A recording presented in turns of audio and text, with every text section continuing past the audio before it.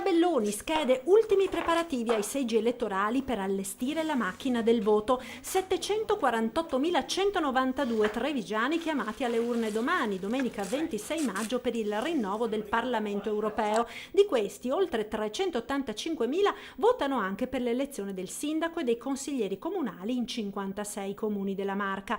Per le europee si vota tracciando un segno sul simbolo del partito prescelto, possibile esprimere fino a 3 preferenze. Attenzione all'alternanza di genere, uomini e donne, pena l'annullamento del voto. Nella Marca sono 54 le amministrazioni comunali uscenti. Ponte di Piave torna alle urne perché commissariato, mentre si vota per la prima volta nel primo comune unico della Marca, Pieve del Grappa, nato dalla fusione di Crespano e Paderno. 4 i comuni che superano i 15.000 abitanti: Mogliano, Preganziol, Vittorio Veneto e Paese, comuni che potrebbero quindi andare al ballottaggio il prossimo 9 giugno se al primo turno nessuno dei candidati sindaco riesce a raggiungere la maggioranza assoluta dei voti, quindi il 50% più 1 delle preferenze.